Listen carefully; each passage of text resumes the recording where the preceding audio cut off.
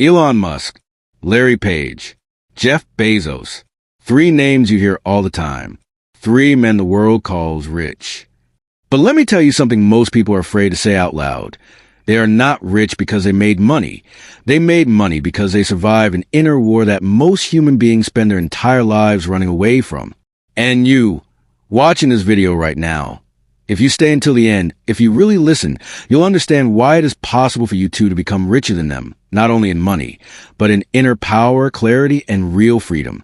People talk about billions, stock prices, companies, success stories, but that is only the surface.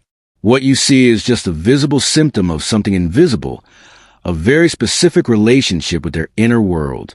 As long as you look at their wealth without looking at their psyche, you will miss the point entirely. Carl Jung once said that modern man does not suffer from a lack of intelligence, but from a lack of meaning. These three men never search for psychological comfort. They search for meaning, each in his own way, sometimes obsessively, sometimes destructively, almost always alone. Their wealth was never the goal. It was a side effect. Elon Musk is often portrayed as an eccentric genius. What few people understand is that Musk is, above all, a man driven by a deep existential fear, the fear of extinction, not only his own, but humanity's. For him, money is never an end. It is fuel, a tool to outrun a future he believes is fragile, unstable, and dangerously unconscious. When he talks about Mars, it's not marketing, it's psychological projection, a desperate attempt to escape a world he believes is heading toward collapse. Musk works like a man running from something. He barely sleeps. He thinks too fast. He lives in the future because the present feels insufficient. Jung would call this possession by an archetype, the Promethean hero, stealing fire from the gods to save humanity, even if it means destroying himself in the process. And Musk does burn. Emotionally, mentally, relationally. His wealth is massive, but his inner balance is constantly under strain. He is not happy in the ordinary sense. He is inhabited. And that inner possession, that relentless vision, is what pushes him to heights most humans cannot psychologically endure. Larry Page is built differently. Where Musk is fire and chaos, Page is silence and structure. Larry Page never wanted to dominate the world through force or noise. He wanted to understand it, to organize it, to map it.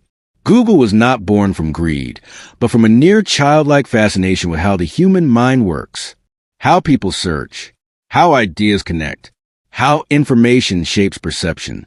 Page understood early on that the human mind is a labyrinth, and whoever draws the map holds immense power. But this power is quiet, invisible. Page avoids the spotlight, yet he influences how billions of people perceive reality every single day.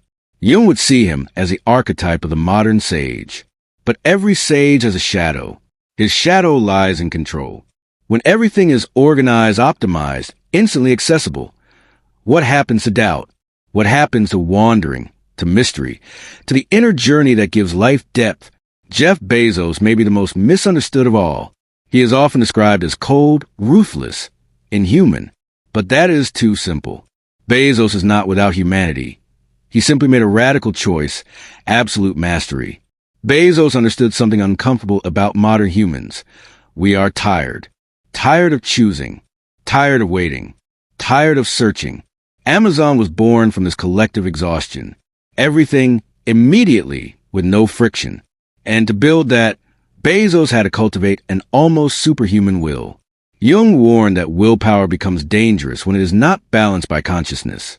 Bezos pushed discipline to its extreme. Efficiency over softness. Systems over sentiment.